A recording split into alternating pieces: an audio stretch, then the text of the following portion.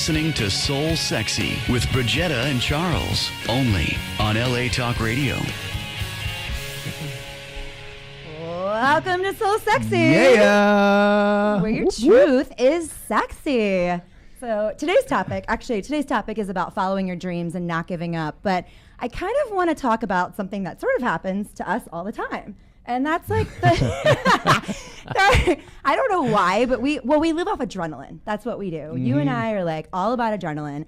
And we're kind of addicted to where it comes to the point where, you know, you think you're going to be on time, like, yes, we're going to be on time. We're going to get there. And then it's like, oh, we look at the clock and we're like, oh, I got plenty of time. Cool. And then like when it's literally like we should have left 15 minutes ago or whatever, we're like, oh, shit, time to go. Like, oh, my God. And we do this over and over again. And it was so funny. So like for those that don't know, we ran up 4 flights of stairs with our backpacks on, like little kids to like get here. And we're like, oh yeah. And so my question is like, why do we always do this? And I guess it is that adrenaline, like chaos is adrenaline maybe. We are addicted to adrenaline. Yeah. So we'll find ways to get that fixed. Whether it's really like waiting to the last minute and then having a race, it's like a race car just to get there. Which is so fun too. I think I need to go back to like a sport like that or something. Mm-hmm. Exactly. Like I need some kind of like adrenaline fix, like for fun, you know? Yeah, maybe we jump out of planes. It keeps it exciting. It does keep it exciting. That's for sure. I mean, I think we're exciting anyway, but like, you know. But yeah, so like our topic today is following your dreams and not giving up. And you can go so many places like with that. But that being said, what was like your dream when you were growing up? When I was a kid, I actually thought I would be in the Army. The Army? Yeah. Wow. I thought I was going to kill bad guys and... Did you watch like a lot of those type of movies? I watched a ton of movies. My mom let me watch radar movies way too young. Oh, so no way. I had this vision that I was going to be in the Army and like shooting up people and stuff.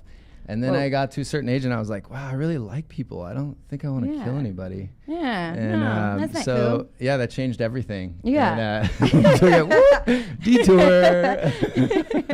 Well, I'm glad you weren't in the Army. Yeah. Because then I wouldn't have almost run you over with my car. Yeah. And then that's how we met, for those that don't know. Yeah, true story. Another adrenaline thing. I accidentally almost ran you over because I was so obsessed with cookies. And I just wanted to get the cookie before they closed at the cookie shop. And I didn't see Charles crossing the road. She almost killed me. And that's how we met. But it is a really good story. Like, whoa. And then we happened to be going to the same place. Yeah. Good on you. To get cookies. To get cookies. And the universe was like, you two need to meet. Yes. And hence the show was born. Yes. Mm-hmm. But yeah. So we have an awesome show today. We have an awesome show today. I'm really excited about our guest today. Yes. Oh. Absolutely. I'm going to let you do the honors. You're going to let me do the honors. Yeah, this guy's amazing. He's so amazing. So for those that don't know, we have Cubs in studio with us. He's like, you're so amazing, by the way. Thank you for coming here. I love like your uniqueness. Like your music is amazing. It completely stands out. You stand out too. Like even your style is so dope. So Thank you guys. yeah. Let me lean in here. We're live, correct? We are live. Yes. Okay. Yeah, Live radio. Here, brother. Live radio. This is, I think, my first live thing. Oh, so, is it really? So Yes. no heck or frick or crap or anything like that. Cuss all you want. We can actually cuss on here, show. If you're feeling it, you can say it. Okay. I've been trying to pepper in frick a little more lately, so I think I'm going to stick to my guns on that one. But I like that one. I freaking love that. Yeah, I'll let the rest flow. Yeah. I have a potty mouth, so I don't know about that. But I'm trying to behave. Yeah, me too. Like my music is just illicit activity and potty mouth language laden at all times, pretty much. And like, my parents have a huge issue with that, right? Because like they want to show my grandparents, and you know, my dad, he always like, he's my biggest advocate, but also my biggest critic, and like, because he's a lot like me, and I am that way with myself, and so, you know, he's just like, if you keep saying fuck in all of your songs and the choruses, like it's never gonna get on the radio, and then it was just a pleasant. Like victory moment when I showed him feels great, which is pretty much just centered around motherfucker. Yeah. Fricker. We were singing it in the car. we were literally like, rocking out to your jam. Yeah. That is a good jam. It's a catchy tune and it's nostalgic. And so you're from Oregon? Yeah. Right? I'm from the Great Northwest, Washington. Hell yeah. Where about? So North Bend, a little town east of Seattle. Okay. Yeah. So it's been quite a transition, I imagine, from the Great Northwest to Hollywood, huh? Yeah. What's that been like? Geographically, of course. Climate-wise, it's been a big transition. But as far as adjusting to LA life. I kind of always knew like the pitfalls of this industry and the people here. One thing I did not take into account, and I love you, LA, for the record, but there is an energy here, and you can feel it when you drive out of the city over the Grapevine going north, or you can feel it when you get 30,000 feet or whatever in a plane. It's like this little weight has been lifted.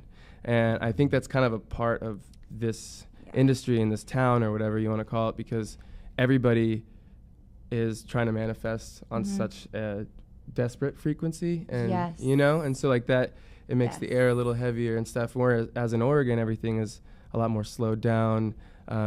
People just enjoy the simpler lives, and they take their craft or whatever they're into and they keep it for themselves. And here it's much more of a dog eat dog community, because everybody is so talented. Yes. Right. And yeah, there's something in the water. I totally agree with you. I've lived in LA for 12 years and I live in San Diego now, but I'm back and forth a lot. And like even driving up today, I'm like, I got excited to see, you know, the LA skyline. I'm like, it's exciting to be there and see my friends and like do the show, have fun, you know, but I get like this relief when I go back to San Diego. It's just chill and like everyone's real. Like they're real, raw people. Yeah. And I feel like here, like I love it here and I've got some great friends, but again, like I had so many masks being here. So I totally relate with what you're saying. Totally. There's like a crazy energy here. It's especially like the more you, you know, because a huge thing in the music industry, any industry, it's networking. It's a big part of LA, right? Yeah. And I feel like the more you network and the more you kind of lend your energy to other people, because really what we're doing right now is we're just having a communion of our energetic fields, and like there's talking going on, but most of it's underneath the surface, right? Yep. And so if you're opening yourself up and making yourself vulnerable to people who, you know, you can't necessarily trust with that, right? You know, just because everybody's talented here doesn't mean everybody values like that. Yeah. Yeah. So, you know, I have found that although it hasn't been beneficial necessarily to my career, like keeping a tight circle, and like I don't have to go out to where the curator of Spotify works out and try to like, you know, try to charm me, you know, like I get it, like, and that's a great way to do stuff, I guess. It's just not for me, and you know, I like to surround myself with like my close people, and it keeps me real. And it's actually really great to like meet you and hear this, because we're all really vibey and all into energy, and we get like really woo-woo sometimes. I was like so glad you're going there. Hell yeah. I was like put on your force field. We're in Hollywood. I pretty much like live in that woo-woo realm. I try to bring it back down to earth from time to time, but it's good to ground it out. I love it. That's so awesome. So that's great that you have a tight-knit friends, because like that's huge too. Like getting caught up in the hustle and bustle of Hollywood can get so and being crazy. Seen. Like, yeah. Whoever thought that'd be a concept? Like, I just need to go out to make my presence known. Like, I don't know. It's like this. It's a collective narcissism that I have fallen victim to at times. Also, like nobody's perfect, obviously, but yeah, it's a weird kind of subset of narcissism. I totally agree. And it's like you have to be seen. Who do you know? Like, what are they gonna do for me? Like all these things that go through your head when you're like out. And then I was like, no, I can't be ego right now. Like, what is this? No, you know. Do you have like anything that you do that kind of grounds you back in? Maybe it's like yoga or meditation, like. Well, I do active meditation. You know, I used to be really into like sitting down, really trying to clear your mind, like focus on the breathing and stuff. But I found that I could really just start accessing that tingly, you know, feel like your inner self. I can access that with one phrase. I don't even have to say it out loud. And so that's all I have to do now. I just say, I'm here to heal. And if I'm like freaking out in traffic, I did on the way to pick him up, on the way over here, like I just turned the music down and said that, and it got me to that place. Right? I love that. That's awesome. Way to tune in. And having those little nuggets that you can always come back to. It's like realign with one phrase. And it's like making a neural network kind of too, like between the soul, mind, body connection, because if you've spent time there in that place, then like your brain knows how to get back there, and like you can almost trick yourself into temporary enlightenment. But as far as like activities that I set out to do, hiking is a huge thing. Just walking, you know, and trying to be mindless, and making music itself is like my biggest therapy. And I would have to finally finish it off with my partner, my woman lady.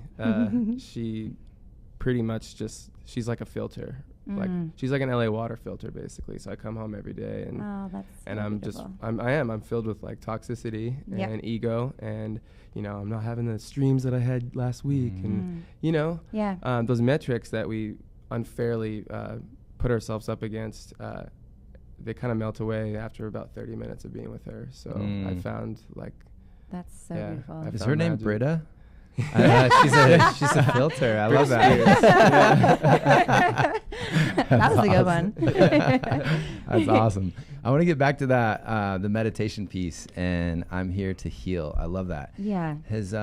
So I'm really fascinated with the bringing back that childhood nature within us and activating our genius through play. Right. So I get to facilitate this at a lot of the retreats I do and play shops that I offer. And so I would love to hear from you, what are some ways that you like to activate your genius, like your muse per se?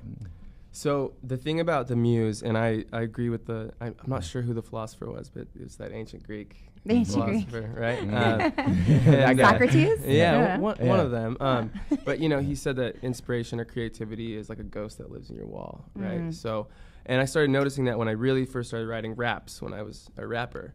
And I would be working at my grandpa's farm, and I would just like feel an idea coming, and I didn't know what it was going to be, and I knew that whatever I had to do to get it down, like, you know, I had to run back inside, grab my phone off the charger, and like write it down, because it really just comes to you. And I think those moments are always there, and they don't belong to you, right? So my next best song idea could be somebody else's if I'm not there to receive it. Yeah, so like the downloads basically. Yeah. So awesome. It's all up for grabs. So the more open you make yourself to those energies, especially creativity, but even, you know, manifesting circumstances and stuff. Like, you know, you could be wishing for something for years, and because you weren't open to it, the guy sitting next to you gets it. I mean, that's pretty woo-woo. Like, that's pretty secret. But we're all about it. That's what our show's about. There's a book on it. You're speaking our language, so we're good. There's a book on it called Big Magic. Elizabeth Gilbert. Yep. Gilbert. And ideas, entities. It's like the cosmic Google, right? It's available to all of us. Yeah. So when it lands on us, that entity also seeks expansion, just like us, right? So if we take that and do something with it, and expand with it, then both parties are happy. It's like we're getting, you know, the healing we need from it. And then if not, it will take off and go to somebody else and get expansion there. So what are you usually doing or feeling when that lands, like when those downloads come? Absolutely nothing. That's when it happens. Awesome. Yeah, it's like that's when the magic happens. Yeah, it's stillness, cool. right? When you're staring at the wall and it hurts to look away. That's when like just a line will like pop into your head, like, let's do it for our future selves. And I'm like, well, what the hell does that mean? You know, like, I love that. What are you trying to convince somebody to do for the benefit of them in the future? You know, and like how that can interplay into a song. And most of the times it goes back to like past issues I've had with, like, you know, usually romance, right? But I can apply any of this stuff to that, because for some reason that's like the vehicle through which these songs come. Whereas, like, you know, of course, for that analogy, the fuel would be those downloads that we're talking about. I love that. Amazing. That's actually really rad. Yeah. That's good this stuff. This is so cool. You guys I'm are so my people. Like, I had no idea. I had no idea either. I was like, this is so great. I've been jamming out to your songs. And really stoked for this. So it's really an honor to have you here, brother. It really is. And for those that are in pursuit of their dreams, like still following their dreams, any advice you can give to them when shit gets hard, man, when it's like those struggles? Maybe you can share one of your biggest struggles in the pursuit of your dream. Yeah, I'll preface that by saying I think all living organisms, when we are under stress, especially humans, unless you're a psychopath or a sociopath, we don't like being uncomfortable, right? We don't like feeling like we're at threat, and our egos mainly are at threat, and we get fidgety and we start to blame others, and we do anything that we can to take ourselves out of that moment. And I've been fortunate to not have too many low periods since I've been embracing this new way of living, right? Awesome. But for a good 6 or 7 years, that's all I was experiencing, right? And of course, I'd manifest more because I'd focus on that. But the biggest thing, if you're in a hard time and if the universe is pushing back up against you, it's nothing more than a test, I guess. But you could also look at it from the perspective of that's maybe not what you should be doing, right? But like, you'll is it a know. sign or your mindset? Yeah, you'll know deep down. Like, so if you're having a hard time with your dream, you'll know deep down. You'll have that imposter syndrome. You'll have that, like, when you picture your name in lights, it just doesn't look as bright as it should, you know. And like you'll feel, if you're self-aware enough, which everybody has the ability to be, you'll know immediately. So aside from that, just do it. Yeah. I think I made that slogan up. Just do it. I just made that up. Gave Nike that one. Yeah. You can have this. Yeah, they can. Yeah. But yeah, like people don't mistake the universe or higher power or circumstances being against you for other people bringing you down, because in most cases, if other people are bringing you down, and this is a total cliche, and I love this cliche, but you're doing it right, right? Because, like I said, like living organisms, we get uncomfortable when we feel like the walls are caving in around us, and nothing makes people more uncomfortable than to see somebody effortlessly floating through life, pursuing their dream and fulfilling themselves when they don't know what the hell they want to do, A. B, they don't know how to do it, or C, they don't have the support or the self-confidence or the self-support. And it takes a little bit of wisdom and maturity and, again, self-awareness to really sympathize with people when you're going through that, rather than blame them, right? Because that's all I would ever do. Like, people don't like my music because of this, and that, but it wasn't coming from a genuine place, because I was using music to bolster myself and, like, fill the holes that were, you know, I caused myself. So just keep doing it, and don't mistake other people bringing you down for you not being good. You're in much worse shape if people just don't care. This is true. And I have a question too. So, like, when you felt yourself, like, struggling and all of a sudden getting into alignment, was there something there that kind of switched, either in mindset or maybe just in your life in general? Yeah. Of course, like, how in the true fashion of synchronicity and of, like, the higher intelligence that I never believed in my entire life.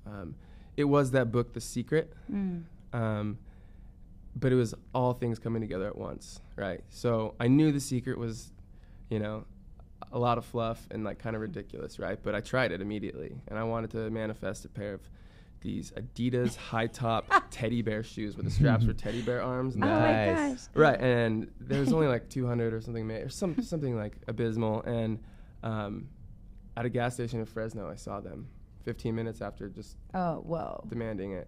And then that's awesome. And then confirmation. Yeah, I love when that happens. Yeah. And it makes you feel powerful, like, too, and not in an ego way, and, like, it's a remembering, it's a coming to self, and so I started using that. I got my heart broken, sort of. It was an ego attachment.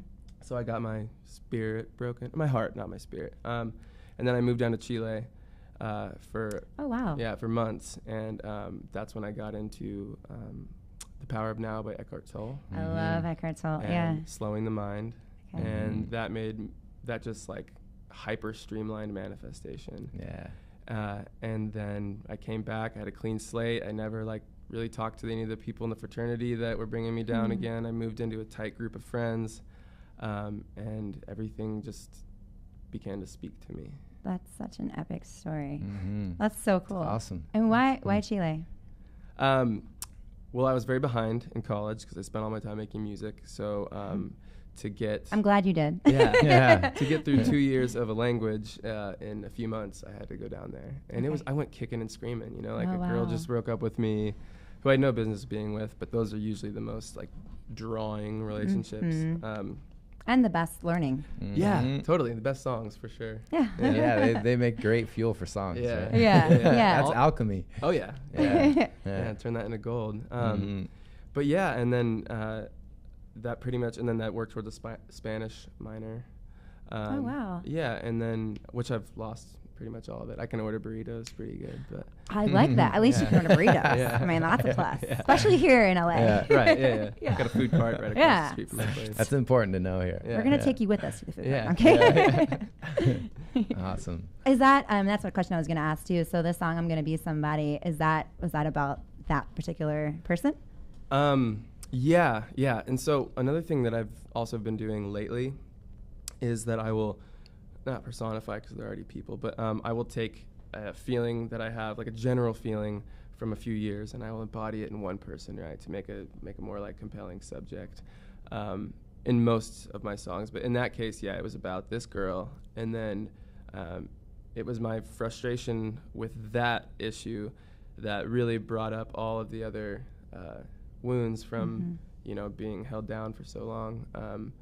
And then that part just exploded out of me. And like I think you can, not to toot my own horn or anything, but I definitely think you can tell, like, in that chorus. I was saying this in the car. I'm like, I can tell. I can almost feel him being like, I'm traditional, like I can like feel it. I'm like, whoa, okay. But so now I want to know, and that's like that's one of the questions that I have. So when we perform that one live, and that's really hard to sing. Like it's not, it's a feat.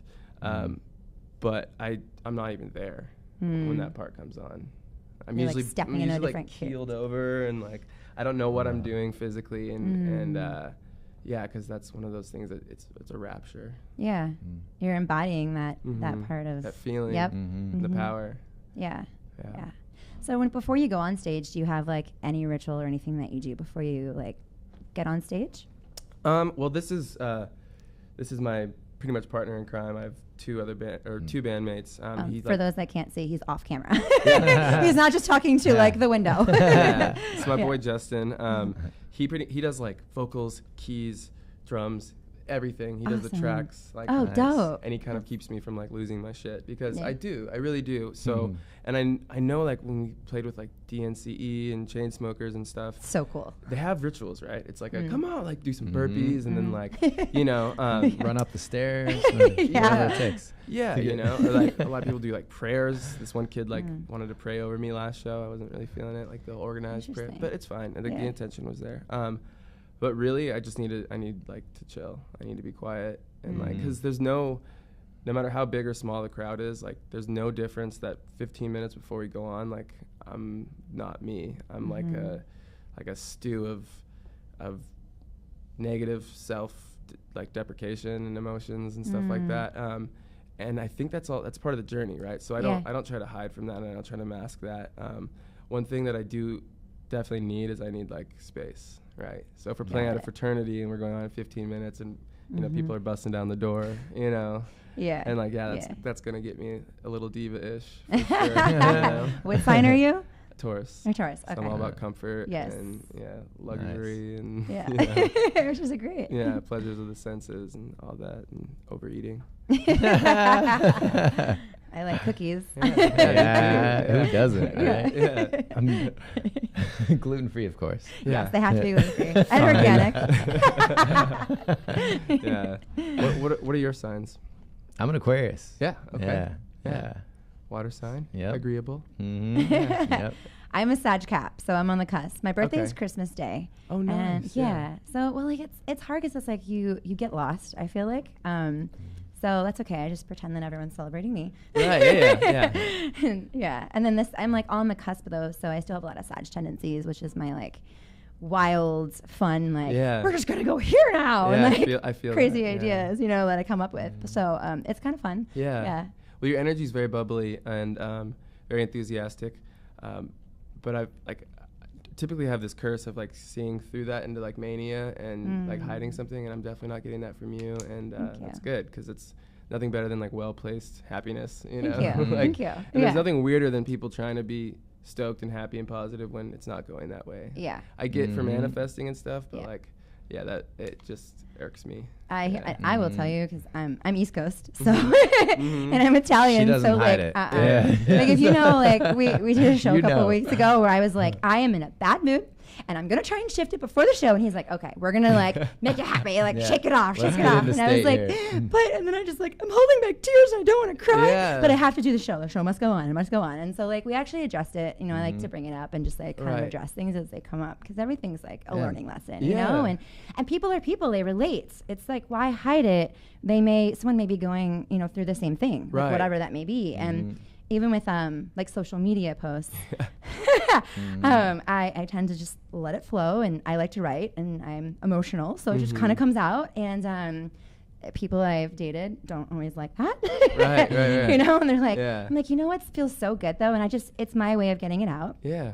And then when I see people comment, they're like, wow, thank you. I'm going through the same thing, and thank you for being real and raw. And that makes me be like, okay, cool, like awesome. And it just makes me feel good to like, okay, cool, I got it out. And like, I'm glad someone connects to that, whatever that means to them. Do you feel like when they connect, that enables you to leave it out there? Yeah. Because I hear criticism from like, mainly from social media about using social media as that, but I would never see a need to criticize catharsis unless it was just like for show, right? So I think if you can put your stuff out there and not to like incite a reaction or elicit sympathy, but simply just to get it out there, and it really works, then hell yeah, because that's one of the biggest issues that everybody has, and that comes from community, again, like from self-consciousness, but getting your problems out there and like taking out the dirty laundry, it's so huge, you know, like if that's what music, that's why it started for me. And if I didn't have that's that, then like I don't want to even imagine like where I'd be, or not in a bad way, but I might just be like working at a job, you know, or like 9 to 5, like stuck in an office and like doing that hustle and bustle. And just praying for the weekend, and you know, and I know that's how so many people live, and there's absolutely nothing against that. Unless you're not happy with it, and then you're doing yourself a disservice and quit it. Stop. Get out. Exactly, because you're not following your true soul purpose of whatever that is. I know, and I just want to say too, like with my post, it's not like I'm, oh my God, this happened. Right. It's written in a positive way, where it's more like I went through a breakup and I talked about soulmates and twin flames and the lessons that you learn with that, and you know how that shows up in life and what that means, and you learn a lot from your soulmates. Right. Like that's what they're there for, is like. But they're not there to be there for you. In the end. You learn those great lessons and become better as a person that way. And then in sharing that, you complete the hero's journey in that cycle, just to begin another one. That's beautiful.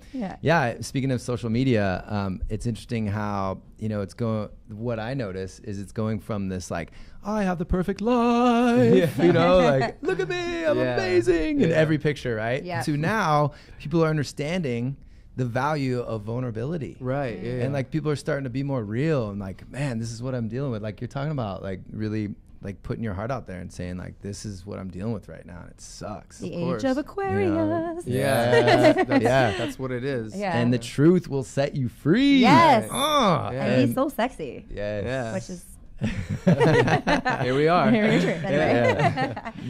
And I love that the whole idea of the age of Aquarius too, because you don't just see it in social media and trends and whatnot in music, like emo rap, like that's huge, right? You know? I have my like beef with it at, you know, some avenues, but I think that there was this precedent, I think even from like the early you know, New World, all the way up until, you know, the baby boomer generation. You know, Reagan like reflamed it too.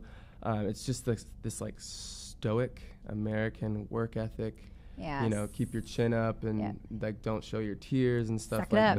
And I think that we are born into the lives that we're born into, the many lives that we may be born into, to live there in that time for a reason. So I would never criticize on like a ontological level a baby boomer, but to be born in the Piscean age or whatever, as they say, like your tendencies are going to be skewed towards shame and the suppression of the senses, right? And then in the 60s we started getting these indigo and crystalline children, and that was direct like correlation with the hippie movement and stuff, and then new age thought. And now, as these baby boomers are kind of taking a step down, we're really seeing a big change. And the change is on an energetic level, and it's like implementing itself into every facet of culture. And I could not be more excited, because there was a long time I felt like I was born into the wrong generation. Interesting. Yeah.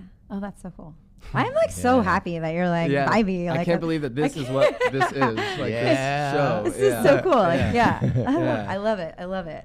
Yeah, we like to get to all the good stuff. The good energy, the bad energy, clearing, like all it's all available here. Bad energy. I would say more of like your shadow self and like how to get and work through that shadow. It's only bad because we label it that way. Right. Like we're the one that give everything meaning, right? Right. So shadow self. Let's dive into that. Okay.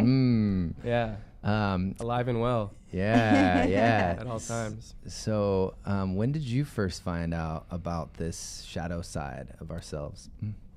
Always. I don't know. I just I think I was born, my mom says, like an old soul. Like she used to call me indigo when I was a kid. She wasn't into that, but she like went to a couple palm readers. Okay. You know, when your mom seems so rad. Like, yeah, your parents I like seem her very cool. I mean, she's a Reagan lady for sure. JFK, Reagan, like that kind of like upbringing. But she just had this one thing my whole life, like calling me an indigo kid. I never knew what that like meant. But I always have had like an intuition, and with that has been like this inherent super duper dark side, and like the self-awareness too, like the wisdom or that old soul aspect. I was frightened of myself for sure, you know, because like when I would throw a tantrum, I could feel like the switch over to the I feel you on that. To the autopilot, right? Yeah. And it wasn't just like I'm mad, you know, I wasn't living like through the emotion.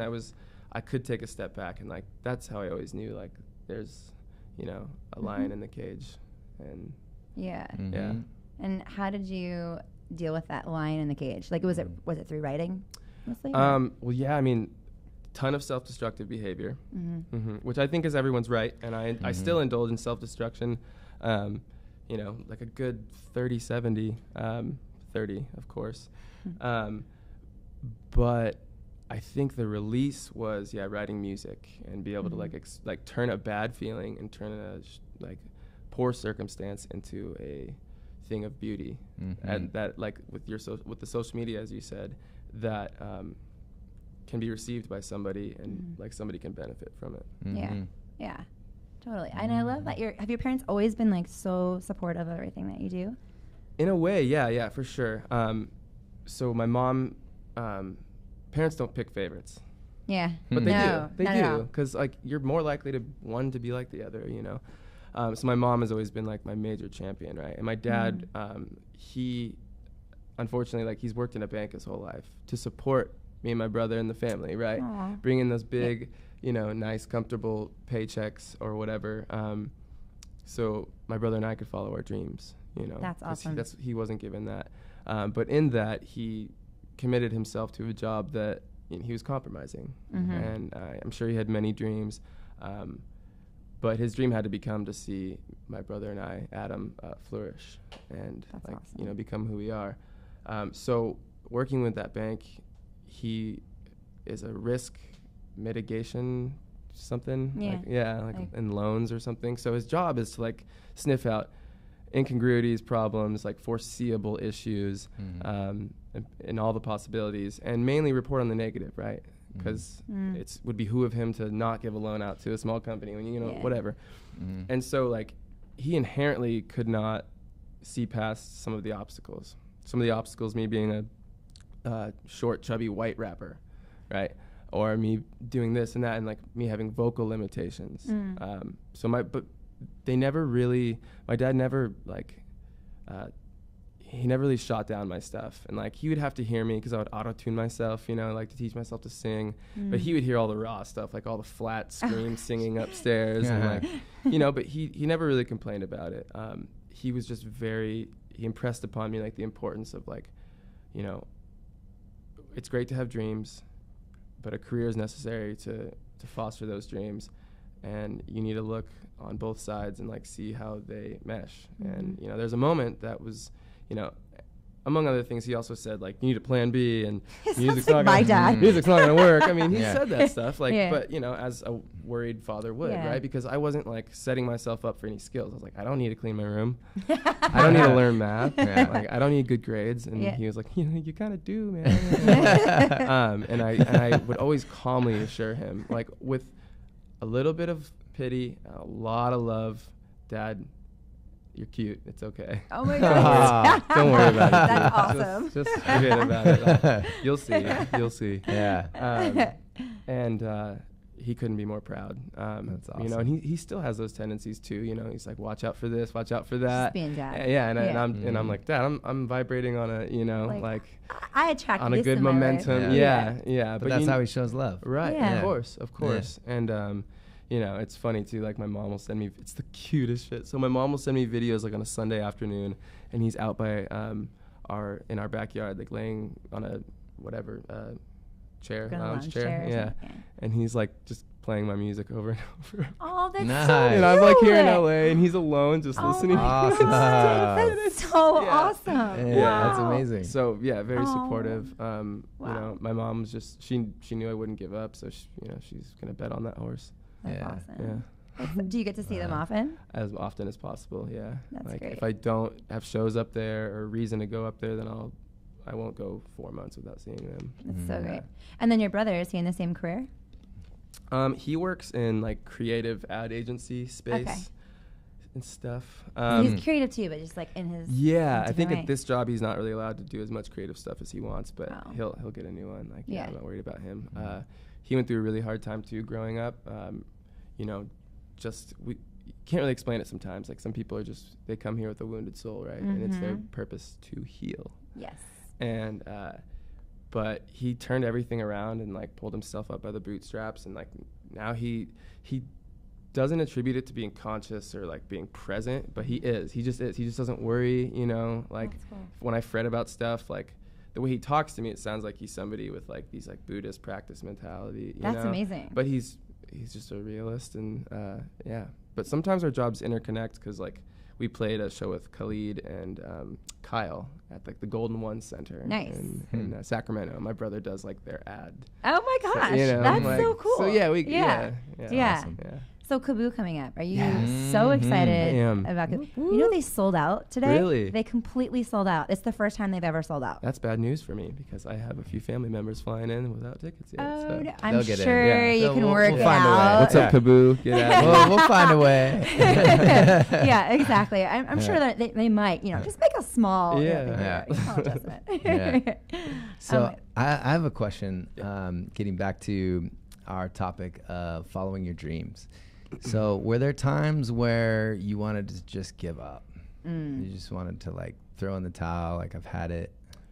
I mean, all the time still, right? Like if my voice isn't like up to par, I'll definitely give up and throw in the towel on a lot of things, because that's kind of like part of being like a lazy entitled sorcerer, you know. but I love the sorcerer. Lazy entitled sorcerer. I love that. You know, that's great. If you're using magic all the time, then you know the elbow grease is gonna start. It's tapped out. Yeah.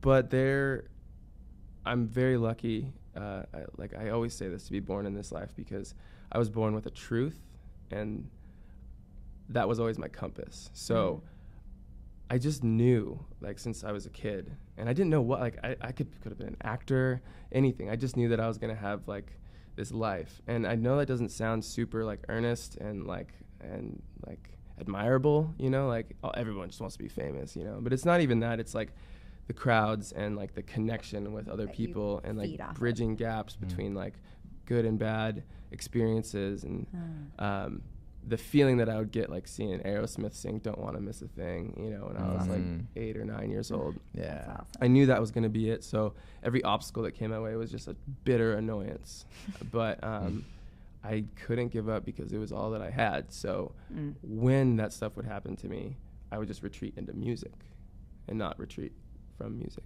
I love that. That totally makes sense, because some people brings would just you be back like, to the heart. I'm done. But that's so great that you can connect back, and that is your passion. That's what brings you the light. Right. So, and regenerate. Like regenerizes, is that a word? I think I just made that up. Regenerate. I don't know. Regenerate. Energizes. Regenerate. Yeah. I was like, I just said that backwards. Towing the line on that one. You know what I meant. Yeah. But yeah, I mean, I think too, like, being a people person and like, we go through, like, we get energy from people, or some people can take energy away, right? And they can be like energy vampires, especially in LA. There's a lot of that.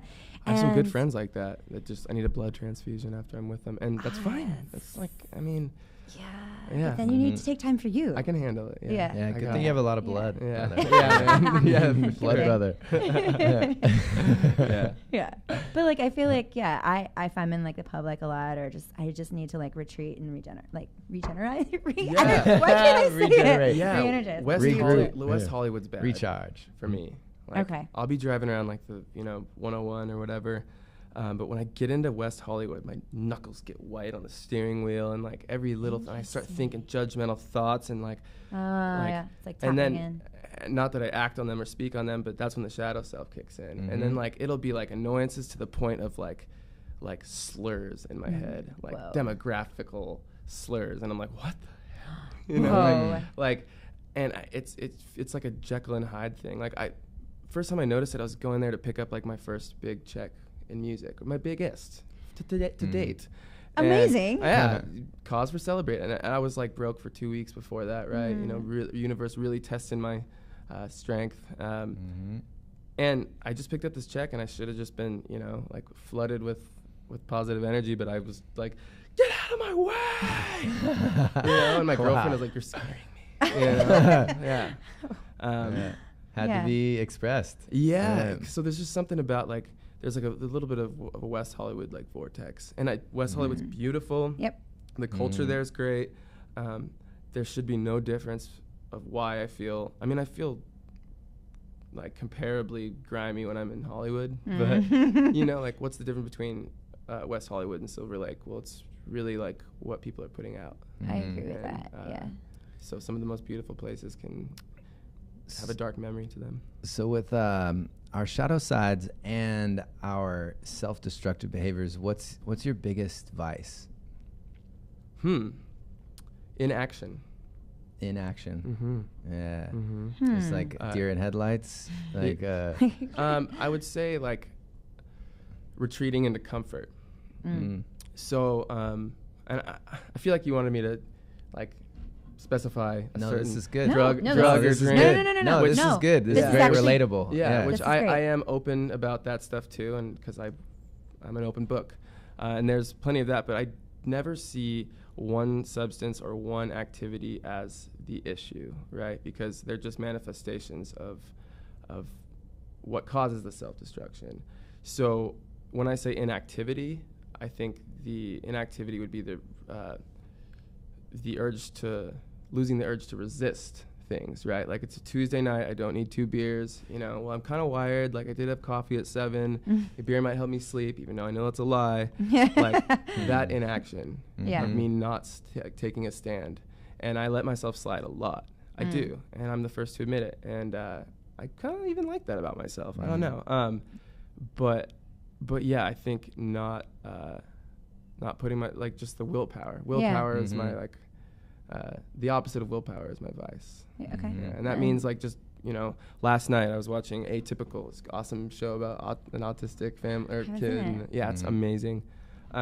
My girlfriend fell asleep. We kind of have this rule, like, don't keep watching if the other one falls asleep, or finish the episode. That's but have cute. the courtesy, you know, it's our thing. Don't make it your thing. I made it my thing. I watched the whole season.